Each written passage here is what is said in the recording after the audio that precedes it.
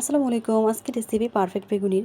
এই বেগুনিটি আপনারা ২ ঘন্টা পর্যন্ত মুচমুচে রাখতে পারবেন। প্রথমে দেখিয়ে দিচ্ছি বেগুনটা কীভাবে কেটে নিয়েছি, দেখতে পাচ্ছেন। বেশ একটু মোটা করে বেগুনগুলো কেটে নিয়েছি।